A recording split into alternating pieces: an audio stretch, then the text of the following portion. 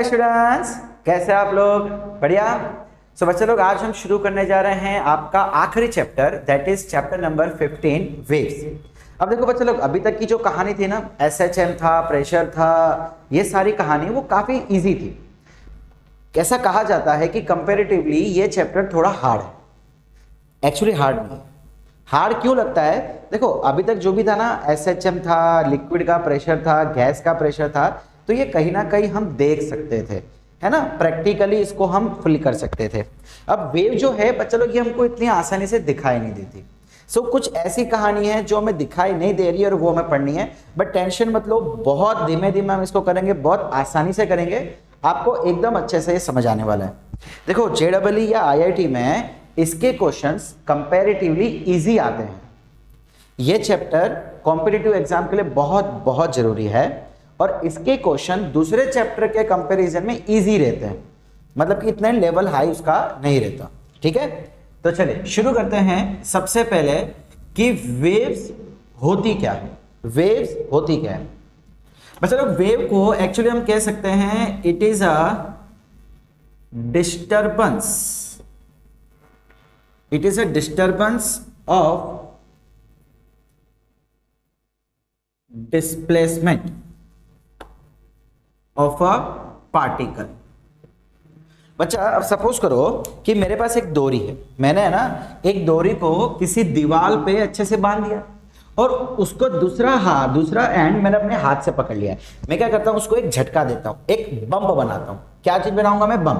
ठीक है, मैंने यहां पे एक बम बना लिया। तो अब हुआ क्या कि बड़ा ये डिस्टर्बेंस प्रोड्यूस हुआ। कैसा डिस्टर्बेंस? कि मैंने क्या किया, मैंने किया कि ये पार्टिकल यहां से उठ के ऊपर चला जाए, यानी पार्टिकल अपनी जगह से डिस्प्लेस हो गया। पार्टिकल अपनी जगह से डिस्प्लेस हो गया। ठीक है, डिस्टर्बेंस यही तो हो गया। अब होगा क्या कि बच्चा, ये जो डिस्टर्बेंस है ये आगे चलती रहेगी, है कि नहीं? ये जो डिस्टर्बेंस है ये थोड़ा थोड़ा आगे चलती रहेगी। सो बस यही है वेव्स, और एंड में जाके ये यहां जाके कहीं खत्म हो जाएगी, टकरा के वापस आएगी। वो रिफ्लेक्शन वगैरह वो हम हमारे आगे वाले टॉपिक्स में देखेंगे। तो बच्चा, वेव एक्चुअली क्या कर रहा है? डिस्टर्बेंस प्रोड्यूस कर, नथिंग एल्स, बस। अच्छा, अब एक बात बताओ, क्या पार्टिकल आगे चल रहा है? Is particle traveling? क्या वेव्स में पार्टिकल आगे चलता है? The answer is no. अच्छा, पार्टिकल तो सिर्फ डिस्प्लेसमेंट कर रहा है, पार्टिकल आगे नहीं चल रहा, पार्टिकल ट्रैवल नहीं कर रहा है। तो ट्रैवल क्या करेगा बच्चा? यहां पे ट्रैवल करती है एनर्जी ट्रैवल्स। देखिए ना, पता, अच्छा आप लोगों ने कोई मूवी में कोई जगह देखा होगा कि कारपेट के ऊपर कोई बंदे खड़े हैं, मुझे उसको गिराना है। मैं क्या करूंगा? कारपेट का एक एंड पकड़ूंगा और उसे ऐसे झटका दूंगा, तो दूर खड़ा हुआ बंदा गिर जाएगा। होता है ना, देखा है ना ऐसा? मतलब किया क्या, मैंने एनर्जी यहां लगाई, एनर्जी आगे शिफ्ट हुई और उस बंदे को जाके टकराई। मतलब एक्चुअली ट्रैवल कौन कर रहा है? एनर्जी। हाँ, कोई बुक में ऐसा भी कहा जाएगा कि मोमेंटम ट्रैवल कर रहा है। क्या ट्रैवल कर रहा है? मोमेंटम। भाई सीधी सी बात है, सही है, बिल्कुल सही है। अब मोमेंटम क्या होता है? Mass into velocity. तो बच्चा, मैंने इसको झटका दिया, तो ये जो बम्प है ये कुछ स्पीड से आगे बढ़ रहा है, ये कुछ स्पीड से आगे बढ़ रहा है। सो वो वेलोसिटी और कुछ मास भी होगा, जिसका चीज जिस पे वो जा रहा है उसको मास भी होगा, इसका मतलब वो मोमेंटम वहां पे देगा। सो एक्चुअली वेव में बच्चा एनर्जी ट्रैवल कर रही है, पार्टिकल तो सिर्फ ऊपर नीचे डिस्प्लेस हो रहा है, पार्टिकल आगे नहीं जा रहा। देखो, अगर सपोज करो मैं ये डोरी जो मैंने ली है ना, मैं इसके एक जगह पे ना ग्रीन कलर की या येलो कलर की कोई सेलो टेप लगा देता हूं या कोई भी कपड़ा बांध देता हूं और फिर मैं बम प्रोड्यूस करूंगा, क्या वो कपड़ा आगे जाएगा? कपड़ा तो उधर ही रहेगा, खाली अप डाउन होगा। ठीक है, सो वेव्स क्या है? डिस्टर्बेंस। अच्छा, एक और चीज, क्या इसमें सिर्फ और सिर्फ डिस्प्लेसमेंट ही होगा? क्या डिस्टर्बेंस? आपके बेटा एक बार जेईई में क्वेश्चन आया था कि डिस्टर्बेंस किन किन चीजों का होता है। तो बच्चा, डिस्टर्बेंस होता है एक तो डिस्प्लेसमेंट, जैसे कि आपने ये देखा, फिर एक होता है प्रेशर। किसका? प्रेशर या तो फिर डेंसिटी। बच्चा, आप लोगों ने 9th में साउंड वेव पढ़ी हुई है, है ना। साउंड वेव में क्या होता है, प्रेशर चेंज होता है। देखो ये पार्टिकल आगे गया, ये ऐसे, ये ऐसे आया, तो यहाँ का प्रेशर बढ़ गया, कंप्रेशन, रैरफ्रैक्शन, याद आया कुछ, रैरफ्रैक्शन या कंप्रेशन। प्रेशर का डिस्टर्बेंस हो रहा है, प्रेशर बढ़ रहा है, प्रेशर घट रहा है, प्रेशर बढ़ रहा है। अब बेटा जहां प्रेशर बढ़ा वहां पे पार्टिकल्स बहुत सारे थे, तो वहां की डेंसिटी भी बढ़ गई। इसका मतलब डिस्प्लेसमेंट का, प्रेशर का, डेंसिटी का डिस्टर्बेंस भी होता है। अलग अलग वेव्स में अलग अलग चीजें रहती है। और एक वेव है इलेक्ट्रोमैग्नेटिक वेव, जो बच्चा लोग आप लोग 12th में पढ़ते हो। वहां पे electrical field and magnetic field का डिस्टर्बेंस होता है। मतलब एक्चुअली मैग्नेटिक फील्ड या इलेक्ट्रिकल फील्ड की वैल्यू अप डाउन होती रहती है और एक दूसरे को परपेंडिकुलरली अप डाउन होती रहती है, और उसकी वजह से वेव आगे चलती है। ठीक है। सो किन किन चीजों का डिस्टर्बेंस पॉसिबल है, डिस्प्लेसमेंट का, यानी ये पार्टिकल ऊपर नीचे हो रहा है, प्रेशर बढ़ रहा है, घट रहा है, बढ़ रहा है, घट रहा है। जहां पे प्रेशर ज्यादा वहां की डेंसिटी भी ज्यादा, सो डेंसिटी भी कम हो रही है, बढ़ रही है। और इलेक्ट्रिकल फील्ड और मैग्नेटिक फील्ड की भी वैल्यू चेंज होती है, जिसके कारण वेव्स आगे बढ़ती है। ठीक है, याद रखना बच्चा, कहीं क्वेश्चन पूछा गया था एक बार। सो ये तो हुआ इंट्रोडक्शन टू वेव्स, के वेव्स होती क्या है। ठीक है, वेव्स क्या होती है, एक पार्टिकल नाचता नाचता ऊपर आगे जा रहा है, रॉन्ग। पार्टिकल नाचता नाचता आगे नहीं जा रहा है। पार्टिकल देखो देखो देखो बच्चा, एक बात सुनो, जब ध्यान से देखना बच्चा, ये जो पार्टिकल है इस समय ये पार्टिकल कहां है बेटा, ये पार्टिकल तो इधर है। इसका मतलब इस समय कोई दूसरा पार्टिकल ऊपर गया। अच्छा, इस समय ये वाला पार्टिकल देखो यहां बैठा हुआ है, इस समय कोई दूसरा पार्टिकल, मतलब हर जगह अलग अलग पार्टिकल ऊपर जा रहा है, लेकिन ये अकेला पार्टिकल आगे नहीं जा रहा है। बहुत बड़ी इंपॉर्टेंट पॉइंट, पार्टिकल ट्रैवल नहीं कर रहा है, पार्टिकल तो खाली डिस्प्लेसमेंट कर रहा है फ्रॉम इट्स मीन। आप यहां पर सुन सकते हो, फ्रॉम इक्विलिब्रियम पोजीशन। डिस्टर्बेंस है, लेकिन डिस्टर्बेंस कहां से, इक्विलिब्रियम से। चलिए बच्चों लोग अब देख लेते हैं टाइप्स ऑफ वेव। ठीक है, ज्यादा डिटेल में नहीं जाएंगे टाइप्स ऑफ वेव में, आप पहले भी पढ़ चुके हो, आप अपनी बुक्स में से एक बार उसका रेफरेंस ले सकते हो।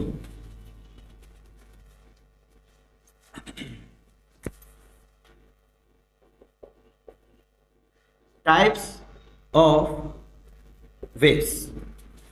बच्चा जनरली वेव को दो तरीके से क्लासिफाई किया है। एक पहला क्लासिफिकेशन है mechanical and non mechanical. Mechanical बच्चा लोग आप लोगों ने मेरे ख्याल से पहले भी पढ़ा हुआ है, कोई बहुत नई बात आपके लिए नहीं है।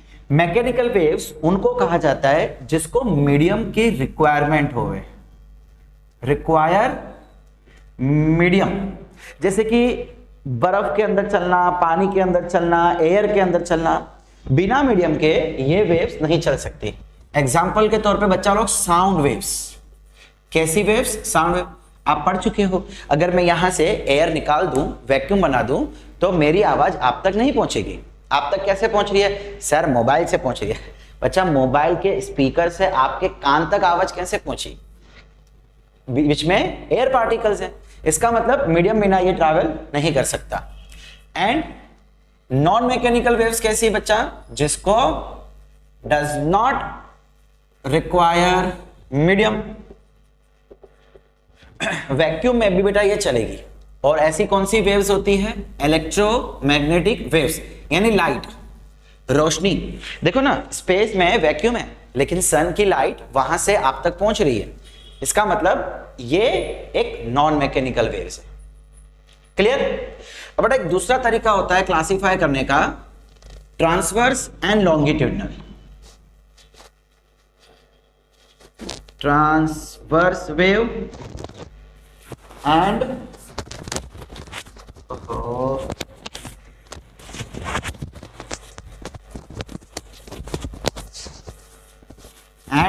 Longitudinal waves.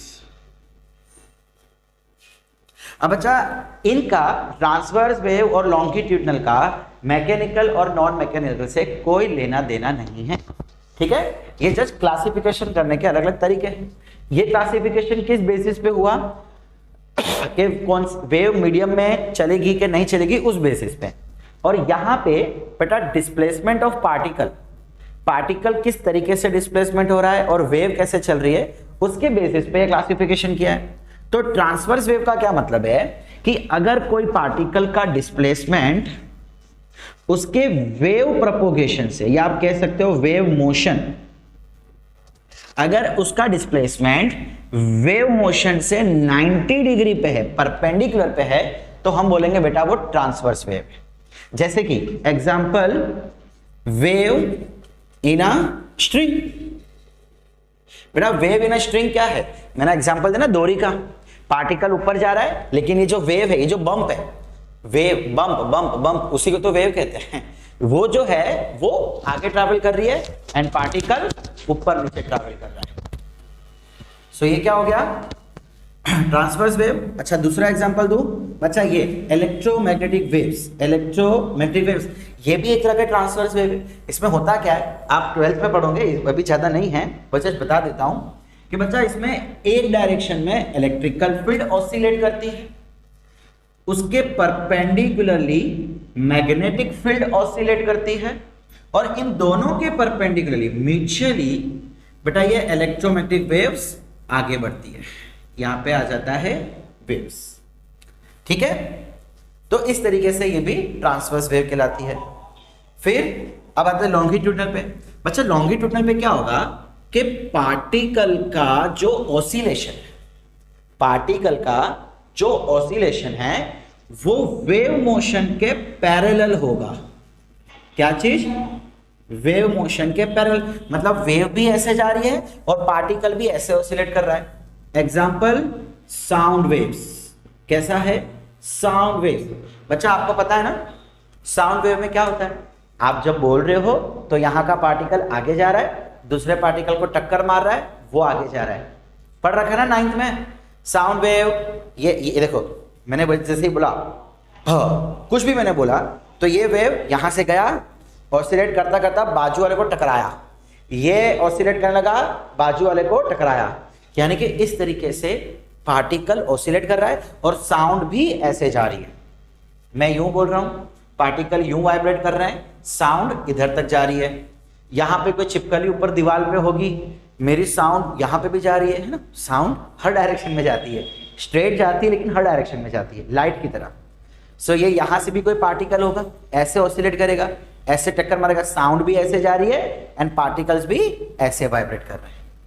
समझ आ रहा है बच्चा साउंड वेव्स। अच्छा अब बहुत बार ना बच्चे लोग ऐसा समझ लेते हैं कि ये वेव्स है वो SHM है।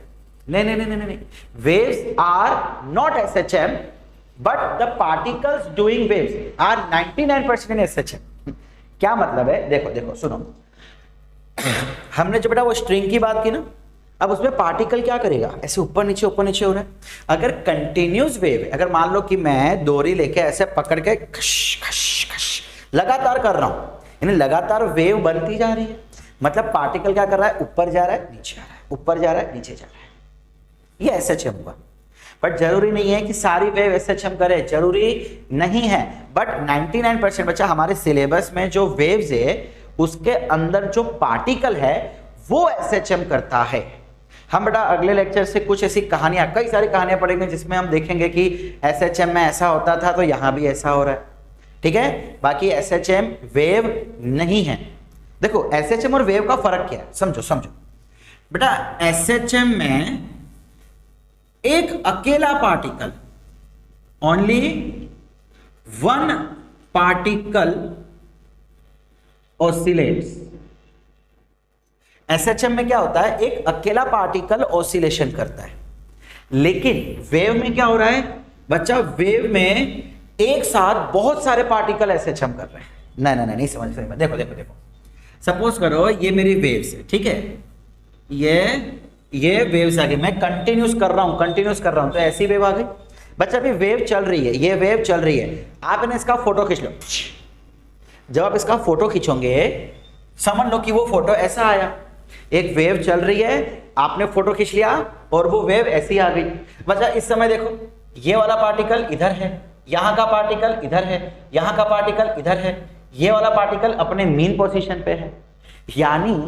यानी वेव्स में बहुत सारे पार्टिकल्स अपने तरीके से एसएचएम कर रहे हैं, अपने अपने तरीके से, सबका अलग अलग है। तो एसएचएम मतलब एक पार्टिकल का ऑसिलेशन और वेव का मतलब मैनी पार्टिकल का, बहुत सारे पार्टिकल का ऑसिलेशन। ठीक है, इसीलिए वेव एसएचएम नहीं है, सिंपल हार्मोनिक मोशन नहीं है।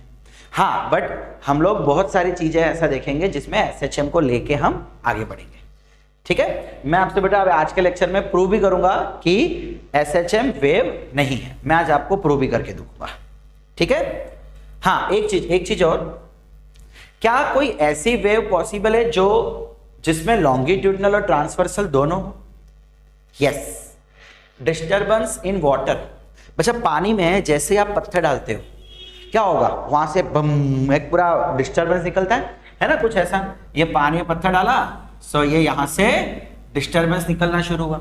इसका मतलब हो क्या रहा है कि पानी के जो मॉलिक्यूल्स हैं, जो पार्टिकल्स हैं, वो अप डाउन कर रहे हैं और साथ में आगे भी बढ़ रहे हैं, यानी अप डाउन भी कर रहे हैं एंड ऐसे भी ऑसिलेट कर रहे हैं। तो वो वेव जो है ऐसे ऊपर आई और आगे जा रही है, यानी कि उसके अंदर ट्रांसवर्सल और लॉन्गिट्यूडनल दोनों वेव होती है। वाटर के अंदर की जो वेव्स हैं वो कैसी है, दोनों है, transversal as well as longitudinal. ठीक है, सब बेटा आपके नोट्स में अच्छे से रिटर्न फॉर्म में दे रखा है। ओके ओके, अब बच्चा अगला टॉपिक हम देख लेते हैं, दैट इज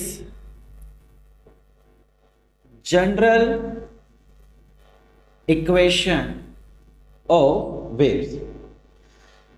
बच्चा जैसे हमने एसएचएम में कुछ जनरल इक्वेशन देखी थी ना, कैसी, x is equal to a sine omega t cos omega t plus phi, वो देखा था ना, वो एसएचएम की इक्वेशन थी। तो वेव की भी कोई इक्वेशन होनी चाहिए। कई बार बेटा आपको एग्जाम में पूछता है कि एक इक्वेशन दी होगी, पूछा जाएगा कि क्या ये वेव की इक्वेशन है या इस इक्वेशन में से कुछ अलग अलग चीजें पता लगाओ। सो काफी जरूरी टॉपिक है for your school exam as well as for competitive exam. अब अच्छा मान लो इफ एनी quantity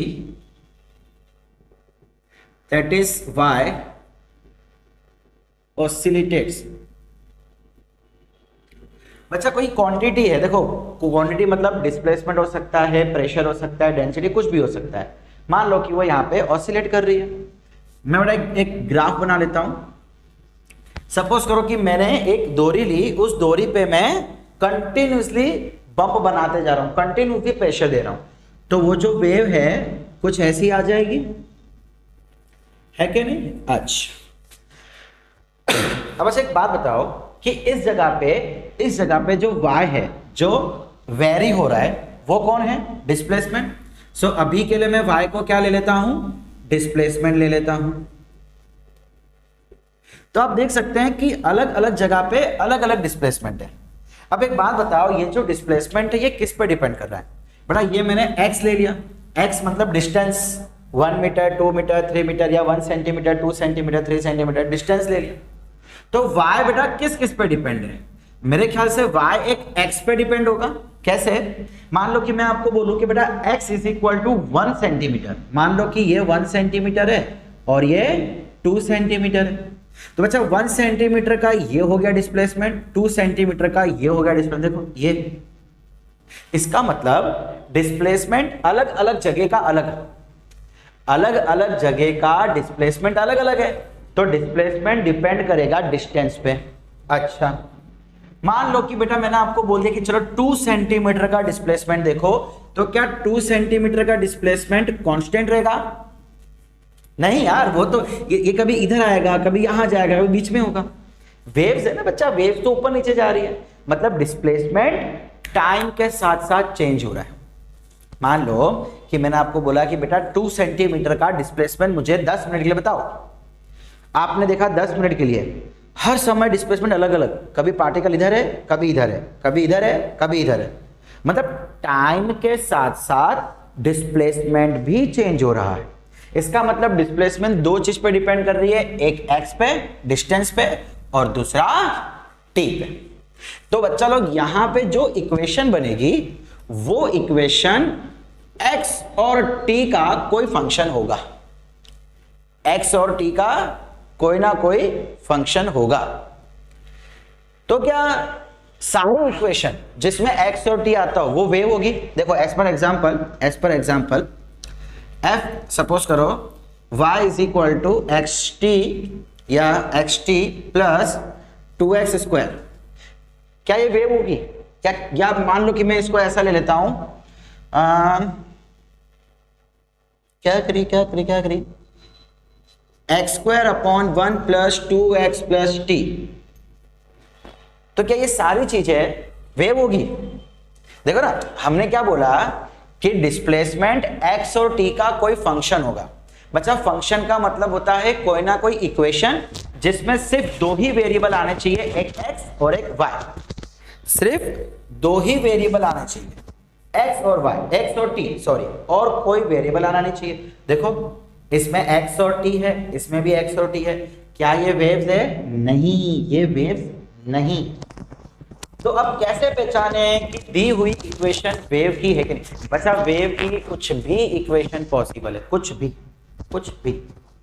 तो कैसे पहचाने कि ये वेव है? आओ जरा देखें।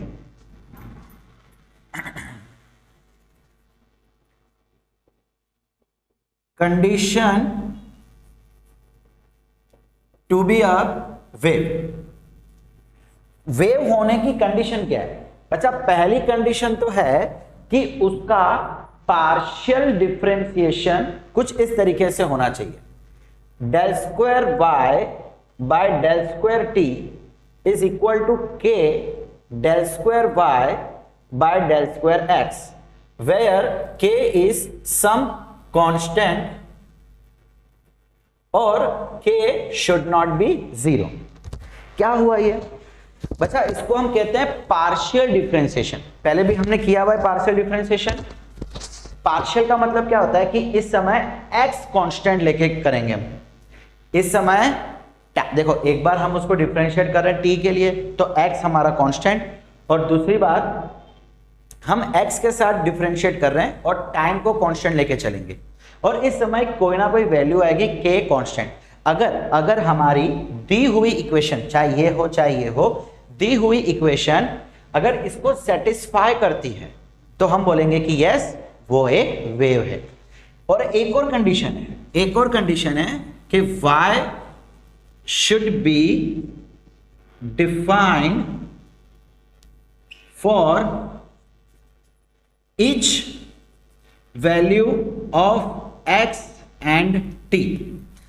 बच्चा एक सीधी सी बात है कि x की जितनी भी पॉसिबल वैल्यूज है, t टाइम की जितनी भी पॉसिबल वैल्यूज है, हर किसी के लिए y डिफाइन होना चाहिए। डिफाइन का मतलब क्या है? देखो यहां जाओ। बच्चा मैं इसकी बात करता हूं। सपोज करो कि इन दोनों की वैल्यू इंफिनिटी आ गई। मान लो कि मैंने टाइम भी ले लिया इंफिनिटी, डिस्टेंस भी ले लिया इंफिनिटी, तो ये तो पूरा इंफिनिटी हो जाएगा। 1 अपॉन इंफिनिटी 0। अब x इंफिनिटी लिया है तो ये इंफिनिटी प्लस 0 इंफिनिटी, मतलब y इंफिनिटी हो गई। अरे इंफिनिटी इनफाइनाइट मतलब doesn't define, can not be defined भाई। Anything upon infinity 0। अब समझ आ रहा है? एनीथिंग अपॉन इंफिनिटी डिफाइन नहीं कर सकते, मतलब डिस्प्लेसमेंट कभी इनफाइनाइट थोड़ी ना होगा। डिस्प्लेसमेंट होगा 1 सेंटीमीटर, 2 सेंटीमीटर, 5 सेंटीमीटर। इनफाइनाइट कैसे हो सकता है? मतलब यहां पे y हम बता ही नहीं पा रहे, सो ये वेव की इक्वेशन नहीं है।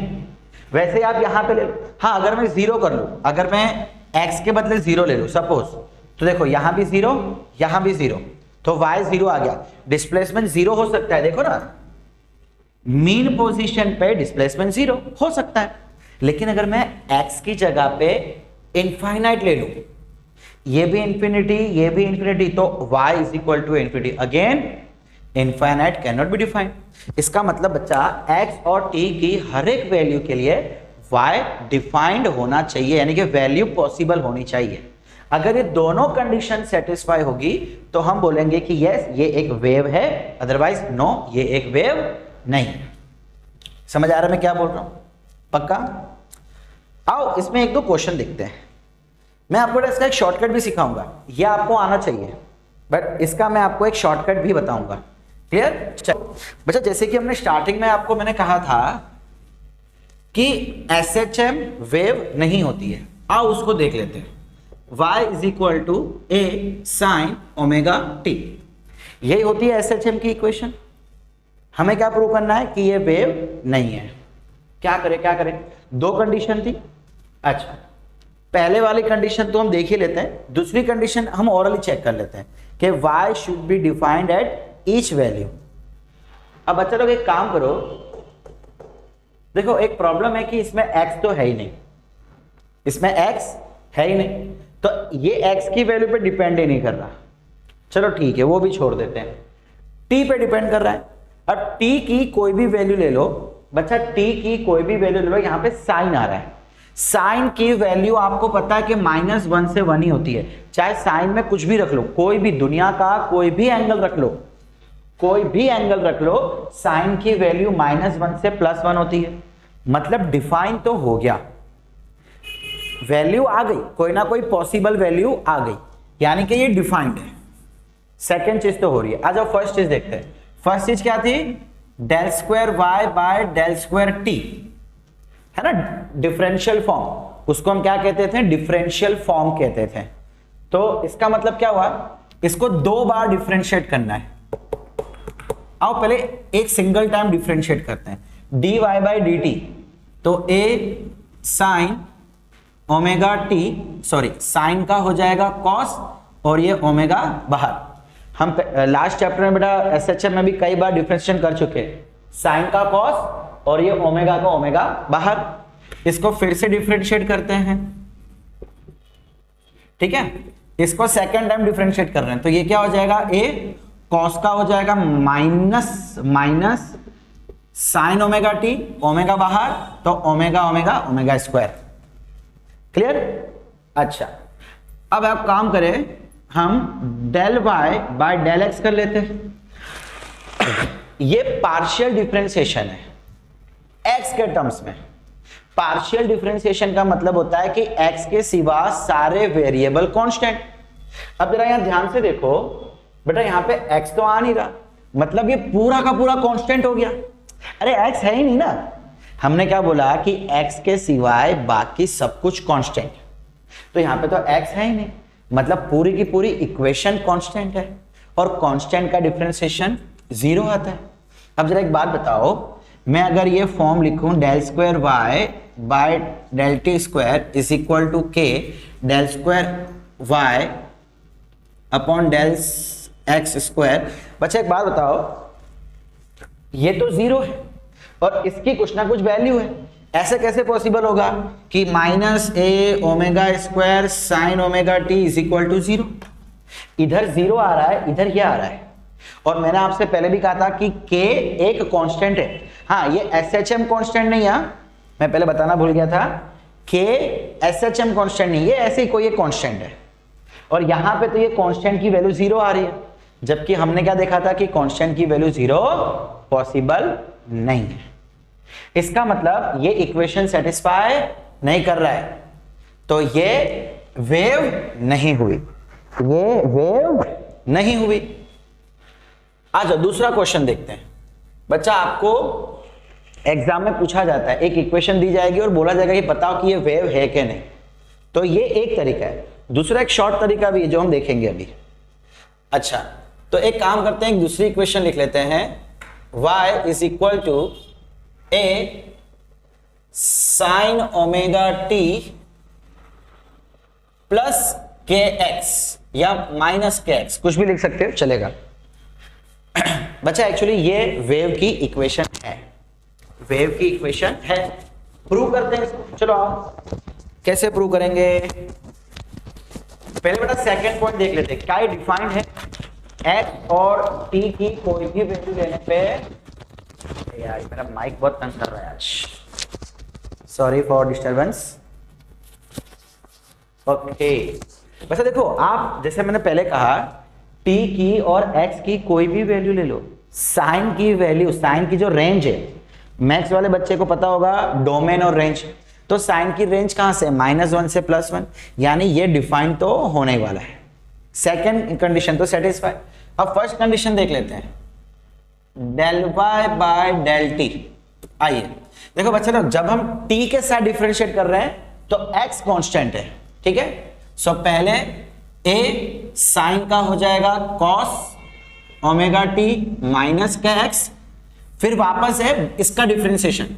आपको पता है ना, पहले हम इसका डिफरेंशिएशन करते हैं, फिर सेकंड टाइम में ब्रैकेट का करते हैं। तो ब्रैकेट में ये ओमेगा इधर और ये तो कांस्टेंट है तो इसका 0, फिर del square y by dt square is equal to a omega constant, cos का हो जाएगा minus sine omega t minus k x, फिर से ब्रैकेट का डिफरेंशिएशन तो ओमेगा बाहर, ये आ गया ओमेगा स्क्वायर, ठीक है। ये हो गया डबल पार्शियल डिफरेंशिएशन, स्क्वायर है तो मतलब डबल हो जाता है। अब आ जाओ, अब देख लेते हैं हम x के टर्म्स में। बच्चा डिफरेंशिएशन अगर आपको नहीं आता है तो इट्स अ रिक्वेस्ट, पहले आप डिफरेंशिएशन थोड़ा मेरे पहले वाली वीडियोस देख के यहां पे आइएगा, ठीक है। अब हम बेटा x के टर्म्स में डिफरेंशिएट कर रहे हैं, यानी जो t है वो कांस्टेंट, सो इसका क्या हो जाएगा, a साइन का हो जाएगा cos omega t minus k x, पहले इसका डिफरेंशिएशन, अब ब्रैकेट का करेंगे बच्चा, तो t कांस्टेंट है तो इसका डिफरेंशिएशन 0, इसका माइनस k तो माइनस k, x क्या कर रहे हैं ना, तो ओमेगा t 0, पहले इसका डिफरेंशिएशन कांस्टेंट 0, फिर इसका डिफरेंशिएशन तो x का हो जाएगा 1 और k बाहर आ जाएगा माइनस के बाहर।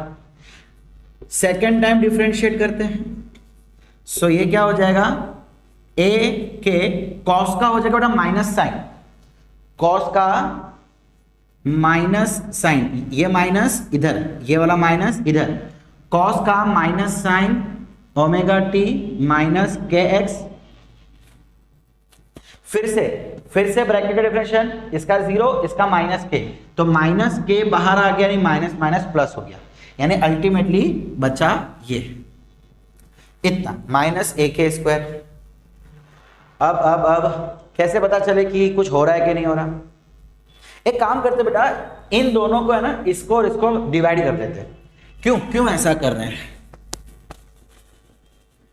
देखो हमने क्या देखा था कि del square y by del square del t square is equal to k del square y by del x square, ये देखा था हमने, जहां पे k एक कांस्टेंट था। अब मुझे यहां पे नहीं पता k की वैल्यू क्या है, तो एक काम करते हैं, इसका और इसका डिफरेंशियल, देखो अगर मैं इसको नीचे ले आऊं तो दिस डिवाइड बाय दिस, देखो ध्यान से, मैं क्या कर रहा हूं बेटा, इसको नीचे लेके आ रहा हूं, del square y by del x square is equal to k, है ना, ऐसा है ना, इसलिए मैं क्या कर रहा हूं, इसका और इसका रेशियो ले रहा हूं, क्लियर। चलिए, so del square y by del t square upon del square y by del x square is equal to, ये क्या है, minus a omega square sine omega t minus k x, और ये है माइनस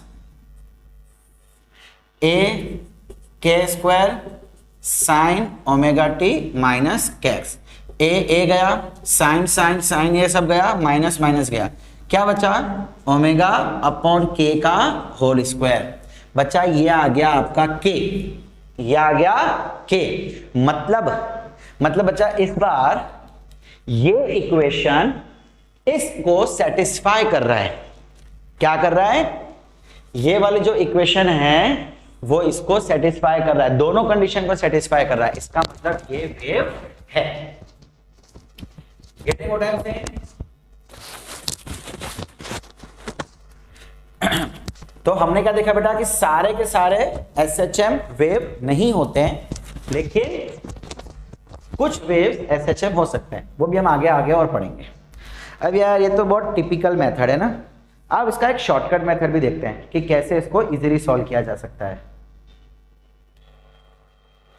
ओके, अब shortcut method कुछ ऐसा है कि बच्चा अगर मैं इसको सॉल्व करूं, देखो ये एक डिफरेंशियल इक्वेशन है।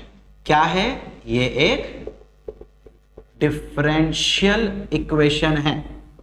जैसे आप लोग 10th में 9th में इक्वेशन सॉल्व करते थे, x की वैल्यू और y की वैल्यू लेके आते थे, है ना? वैसे बेटा अगर मैं कुछ मैथमेटिकल से इसको सॉल्व करूं तो इसका आंसर आता है f is equal to f of ax plus bt। अगर मैं इसको सॉल्व करूं तो बेटा वो इक्वेशन कुछ ऐसा आएगा, मतलब इक्वेशन x और t के टर्म्स में होगा, जहां पे a और b बेटा कोई ना कोई कांस्टेंट होंगे, कोई नंबर होंगे, a b कोई भी नंबर हो सकते हैं, कोई भी नंबर हो सकते हैं, ठीक है। और ये f का मतलब क्या है? फंक्शन। फंक्शन मतलब बेटा वो sine, cos, logarithm, e power something या 1/t, मतलब कुछ भी हो सकता है, कैसी भी इक्वेशन हो सकती है, लेकिन उसमें ये चीज आपको नजर आएगी, कहीं ना कहीं ये नजर आएगा आपको, उसी को हम वेव की इक्वेशन बोलेंगे। तो एक कंडीशन तो ये हो गया बेटा। दूसरी condition again that y should be defined at each value of x and t।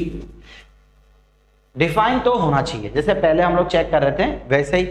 अब अच्छा एक चीज और देखो ये जो टर्म है ना, ये जो टर्म ax प्लस bt भी हो सकता है, या ax माइनस bt भी हो सकता है, या ऐसा भी हो सकता है माइनस ax माइनस bt, या तो फिर माइनस ax प्लस bt।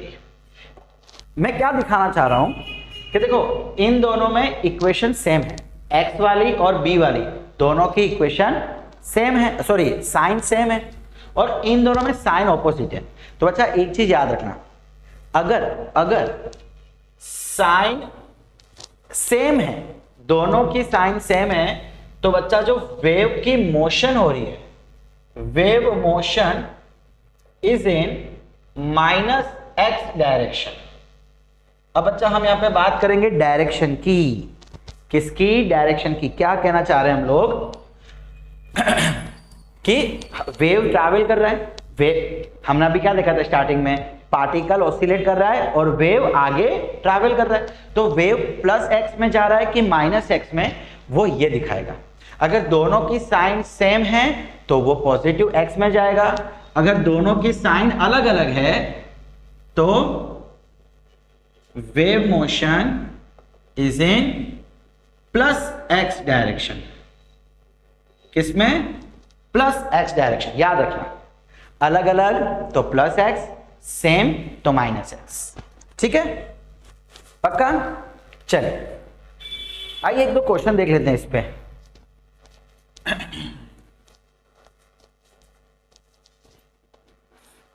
अच्छा एक चीज और कि बेटा अगर मुझे इसकी वेलोसिटी देनी हो, किसकी? वेव की। वेलोसिटी ऑफ वेव यहां लिख लेता हूं, वेलोसिटी ऑफ वेव। तो बच्चा वो ऐसे दी जाती है, coefficient of t upon coefficient of x। t का कोफिशिएंट और x का कोफिशिएंट, उसका रेशियो, यानी t का कोफिशिएंट क्या है? b, और x का क्या है? a। सो बच्चा ये हो जाएगी आपकी वेलोसिटी। कभी भी आपको वेव की वेलोसिटी, वेव कितने स्पीड में आगे जा रहा है, तो वो होगा b बाय a। क्लियर? सबसे पहले हमने क्या देखा कि इसको सॉल्व किया तो ये इक्वेशन आई। इक्वेशन हमेशा इस फॉर्म में होनी चाहिए, y डिफाइन होना चाहिए। फिर हमने देखा उसकी डायरेक्शन और उसकी वेलोसिटी। अब आप कुछ क्वेश्चन कर लेते हैं, सुंदर सुंदर प्यारे प्यारे।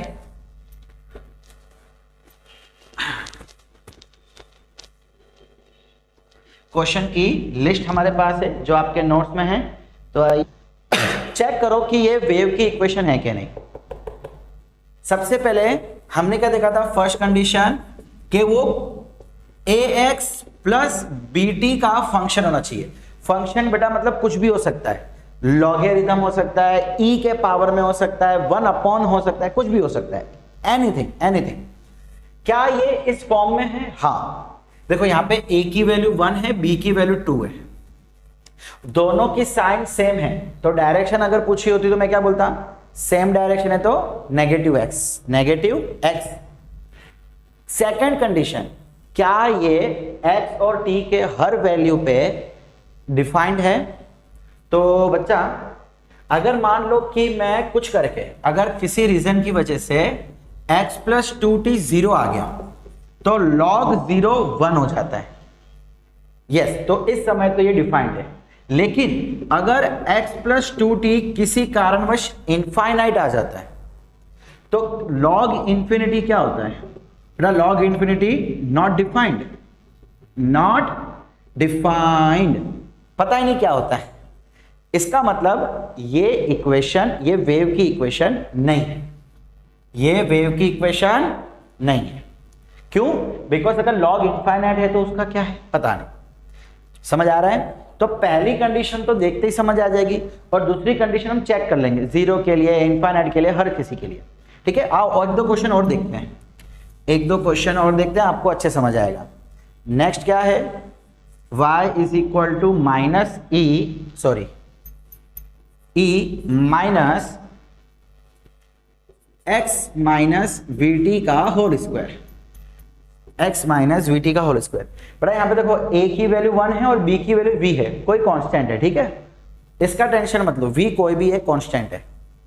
अब ये ax माइनस बी टी तो इस फॉर्म में तो है, सॉरी कहां गया ax plus minus b t इस फॉर्म में तो है। First condition satisfy. Second condition क्या बोलता है कि x और t हमेशा के लिए वैलिड होना चाहिए।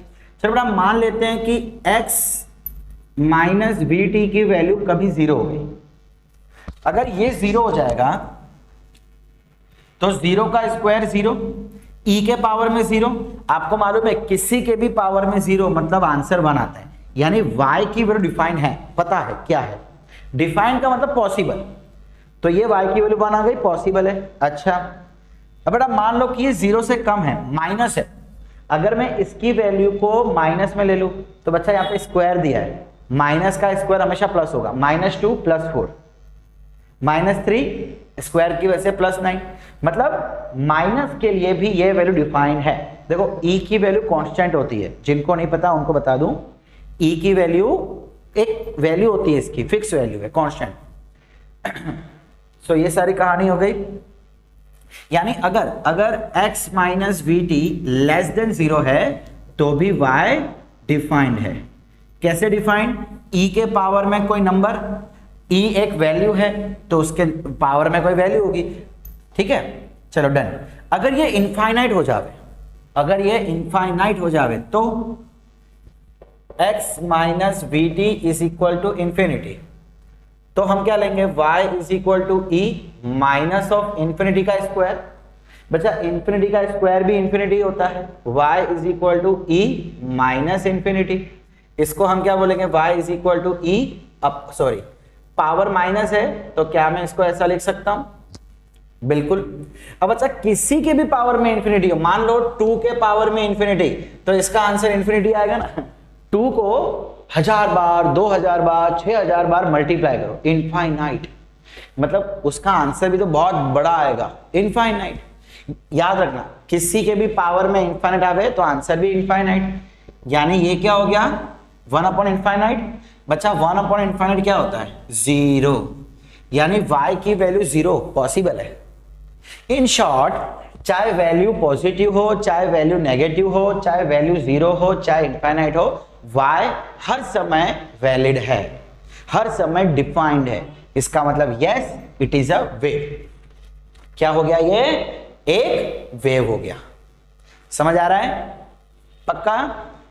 चलिए ठीक है, आगे बढ़े। ओके, तो बच्चा इन दोनों को हमें बताना है कि ये वेव है या नहीं। क्या ये ax माइनस बी टी दिख रहा है? यस, ठीक है, तो फॉर्म तो आ गया। सेकंड, वो डिफाइन होना चाहिए। क्या ये डिफाइन है? बच्चा लोग, अगर मैं x माइनस 2t को 0 ले लूं तो y की वैल्यू भी 0 हो जाएगी, 0 का स्क्वायर 0, यानी ठीक है ये डिफाइंड है। अगर मैं x माइनस 2t को लेस देन 0 ले लूं, यानी नेगेटिव ले लूं, सो माइनस का स्क्वायर प्लस, यानी इस समय भी y डिफाइन हो जाएगा। अगर मैं इसको इनफाइनाइट ले लूं, x माइनस 2t को बच्चा मैं इनफाइनाइट ले लूं, x इनफाइनाइट या t इनफाइनाइट ले लूं, तो ये मुझे प्लस या माइनस कुछ भी, ठीक है, प्लस इंफिनिटी या माइनस इंफिनिटी, तो बच्चा उसके लिए y भी तो इंफिनिटी हो जाएगा। देखो माइनस इंफिनिटी लूंगा तो माइनस का स्क्वायर वापस प्लस हो जाने वाला है, यानी कि y इनफाइनाइट, क्या y डिफाइन हुआ? नहीं, इनफाइनाइट तो क्या डिफाइन होता ही नहीं। इसका मतलब इस समय ये वेव नहीं है, it is not a wave. हमने क्या देखा था कि हर वैल्यू के लिए डिफाइन होना चाहिए, लेकिन ये वाली वैल्यू के लिए डिफाइन नहीं हो रहा, इसलिए नॉट अ वेव। आज आप इसको देख ले। सबसे पहले बेटा इसको 0 ले लो, तो 0 का स्क्वायर 0, यानी 2 डिवाइड बाई 4, यानी y इज इक्वल टू, अगर मैं 3x प्लस 2t को 0 ले लूं तो y डिफाइंड है। मैं अगर इसको नेगेटिव ले लूं तो नेगेटिव का स्क्वायर पॉजिटिव, यानी कि फिर भी वो डिफाइन हो जाएगा। 3x प्लस 2t अगर मैं 0 से छोटा ले लूं तो भी y डिफाइंड है। अगर मैं इसको इनफाइनाइट ले लूं तो, या अगर मैं इसको 0 ले लूं, हाँ 0 तो हो गया, ठीक है, इनफाइनाइट ले लूं तो अच्छा देखो 2 अपॉन इंफिनिटी का स्क्वायर प्लस 4, 2 अपॉन, मैंने कहा था इंफिनिटी का स्क्वायर भी इंफिनिटी प्लस 4, इंफिनिटी में कुछ भी ऐड करो वो इंफिनिटी रहेगा, anything upon infinity answer is 0, यानी y की वैल्यू 0 आ रही, यानी डिफाइंड। यस, इस बार x और t की हर वैल्यू के लिए डिफाइन हो रहा है, यानी ये एक वेव है। ठीक है, तो बच्चा कभी भी एग्जाम में अगर आपको पूछा जाए कि पहचानो वेव है कि नहीं, सिंपल देख लो क्या ये फॉर्म है, अगर है तो फिर पता लगाओ कि वो हर किसी के लिए डिफाइंड है या नहीं। अगर ये आपको नहीं दिख रहा ना ऐसा कुछ, तो सीधा आउट।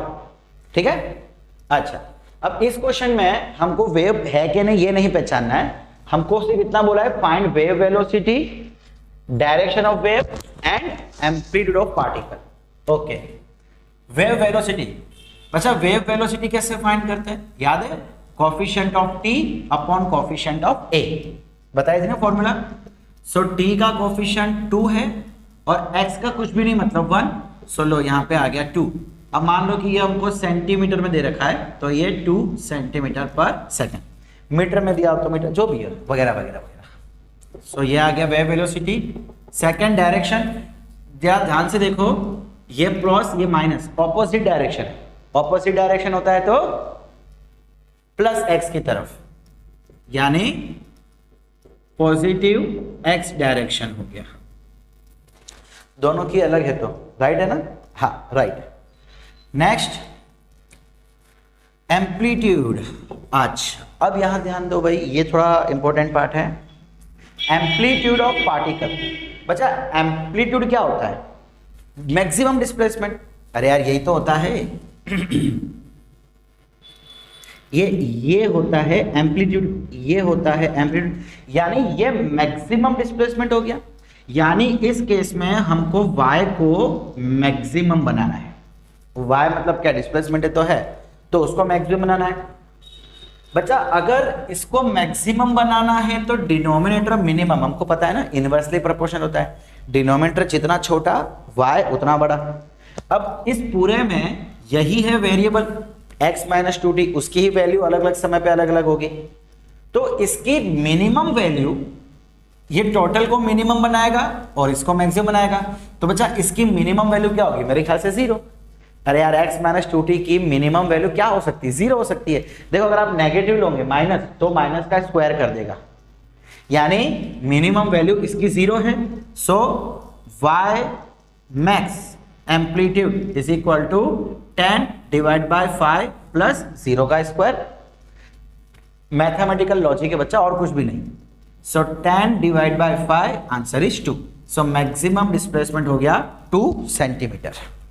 क्लियर, समझ आया? अच्छा चलो एक और क्वेश्चन देख लेते हैं। कहाँ गया हमारा डस्टर, वो डस्टर गुम हो गया, वाह भाई वाह, ये मिल गया। सो वेव है कि नहीं पहचानना, या तो फिर कुछ चीजें ढूंढना। अगला question, if y is equal to 1 plus x square at t is equal to 0 second and y is equal to 1 upon 1 plus x minus 1 का square at t is equal to 2 second. Okay, find wave velocity. Find wave velocity. क्या खड़ेंगे क्या खड़ेंगे क्या खड़ेंगे बच्चा लोग इस question में। अब आप बोलेंगे सर यहाँ पे ax प्लस bt तो दिया नहीं है, बस इसलिए नहीं दिया बिकॉज बेटा t की वैल्यू ऑलरेडी दे दी है। तो देखो यहाँ पे हम कह सकते हैं कि t 0 है तो ये एक्स स्क्वायर प्लस 0 हो गया ना। या देखो देखो समझो समझो समझो समझो, फॉर्मूला कुछ ऐसी हो सकती है ax प्लस या माइनस जो भी लेना ले लो आप, bt का होल स्क्वायर। अब आपको दो अलग अलग समय पे डिस्प्लेसमेंट दिया, पर्टिकुलरली डिस्प्लेसमेंट दे दिया कि इतने समय पे ये डिस्प्लेसमेंट होगा, इतने समय पे ये होगा। तो अगर मैं यहां t के बदले 0 रख लूं, ध्यान से सुनना, t के बदले 0 रख लूं तो ये क्या हो गया 1 अपॉन ax का होल स्क्वायर। अब a की वैल्यू अगर 1 होगी, अगर a की वैल्यू 1 होगी तो 1 अपॉन एक्स स्क्वायर। देखो आ गया ये चीज। इसका मतलब एक चीज हमें यहां से ये मालूम पड़ी बेटा कि a की वैल्यू 1 है, a की वैल्यू 1 है। अच्छा, वेलोसिटी की फॉर्मूला क्या होती है बेटा? Velocity is equal to b by a, coefficient of t coefficient of a। तो ये तो हो गया, चलो बात ठीक है। अब क्या करें क्या करें क्या करें क्या करें क्या करें क्या करें? और बेटा देखो a की वैल्यू हमको मिल गई, t की वैल्यू हमको इस समय t 2 सेकंड दिया है। तो एक काम करो, a की वैल्यू 1 और t की वैल्यू 2 इसमें रख दो। सो 1 upon 1 plus x plus 2b का होल स्क्वायर। बच्चा अब इसको और इसको कंपेयर करो। कंपेयर करने पे साफ साफ मालूम पड़ रहा है कि ये वैल्यू और ये वैल्यू इक्वल है, यानी x minus 1 is equal to x plus 2b। x गया, b की वैल्यू क्या आ गई -1/2 -0.5। बस खत्म हो गई। अच्छा माइनस क्यों आया बच्चा? वो डायरेक्शन के लिए, तो हम अभी के लिए माइनस नहीं लेते, डायरेक्शन की वजह से माइनस आया था। तो b की वैल्यू भी मिल गई 1/2 और a की वैल्यू मिल गई 1। तो बच्चा वेलोसिटी की formula b by a, b रख दो आप 0.5, a रख दो आप 1, सो 0.5 सेंटीमीटर पर सेकेंड। ये आ गई वेव वेलोसिटी। अच्छा इसका एक और तरीका ढूंढने का, एक और मेथड है। क्या मेथड है जरा ध्यान से देखो बच्चा। मैं है ना y की जगह पे 1 ले लेता हूं। चलो मैं मान लेता हूं, आप 2 ले सकते हो, 3 ले सकते हो, कोई भी वैल्यू ले सकते हो।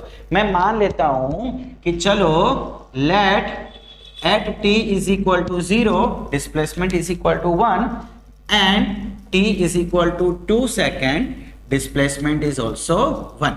मैं मान लेता हूं कि दोनों समय डिस्प्लेसमेंट 1 है। इसका मतलब क्या होगा? इसका मतलब सोचो, माइक बार गिर जाता है।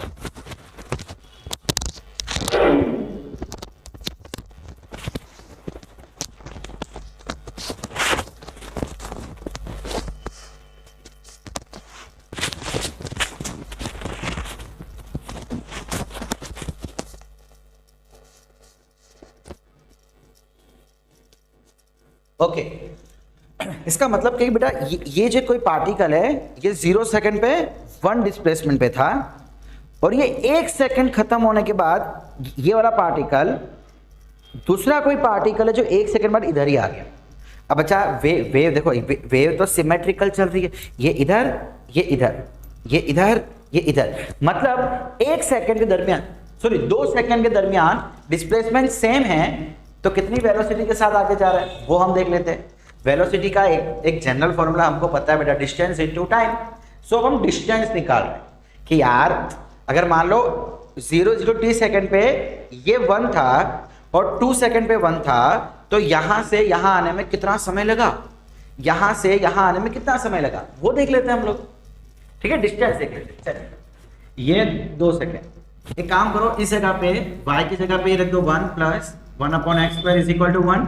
सो ये cross multiply 1 plus x² is equal to 1, 1 1 गया तो x इज इक्वल टू 0 आ गया। हम डिस्टेंस देख रहे हैं कि कितने डिस्टेंस बाद ये 1 वापस हो गया। इस जगह पे ये रख लो, यहाँ पे 1/1 प्लस x माइनस 1 का होल स्क्वायर, वहां पे ले जाओ क्रॉस मल्टीप्लाई तो 1/1 प्लस x माइनस 1 का whole square is equal to 1। ये गया ये गया, तो इसको हम ऐसा कह सकते हैं x minus 1 is equal to 0, x is equal to 1। यानी जरा ध्यान से सुनो, ध्यान से चलो, बहुत ही ध्यान से सुनो। हमने क्या लिया, 1 ले लिया था, चलो हम बोलते हैं ये 1 है। ठीक है, ये हमने 1 ले लिया और इस समय का टाइम 0 ले लिया। जब वो टाइम 2 सेकेंड हो रहा है, यानी कि कुछ इधर, ये हमने इस समय वापस डिस्प्लेसमेंट 1 ले लिया, डिस्प्लेसमेंट सेम रखा, तो इन दोनों के बीच का डिस्टेंस कितना हो गया, ये x इज इक्वल टू 0 था, ये x इज इक्वल टू 1 हो गया। यानी कि डिस्टेंस कितना हो गया, डिस्टेंस हो गया 1। टाइम कितना लगा, यहां से यहां आने में टाइम कितना लगा, 0 से 2 सेकेंड, यानी कि 2 सेकेंड। खत्म, वेलोसिटी फाइंड कर लो, velocity is equal to distance upon time, 1/2.5 centimetre per second. खत्म, देखो वही आंसर आ रहा है 0.5। ठीक है, सो आपको जो इजी लगे बच्चा लोग आप वो कर सकते हो। ओके, बस लेक्चर के अंत की तरफ हम बढ़ रहे हैं। एक आखिरी चीज बच्चा मैं आपको बता दूं, फिर हम लेक्चर खत्म करते हैं। सिमेट्रिक पल्स या सिमेट्रिक वेव्स आप कह सकते हैं, सिमेट्रिक वेव्स या तो फिर सिमेट्रिक पल्स। अब बच्चा सिमेट्रिक पल्स का मतलब होता है कि अगर मैं किसी एक जगह पे डिस्प्लेसमेंट लूं तो माइनस साइड में भी उसी जगह पे उतना ही डिस्प्लेसमेंट होना चाहिए। क्या इसका मतलब, जरा देखो, मान लो कि मैं ये ले रहा हूं, ठीक है, ये मैंने ले लिया बेटा x इज इक्वल टू 0.5, ये मैंने ले लिया 0.5, सो ये प्लस ये माइनस, और इस समय का डिस्प्लेसमेंट और इस समय का डिस्प्लेसमेंट इक्वल होना चाहिए। खत्म, यही है। या तो फिर कुछ ऐसा,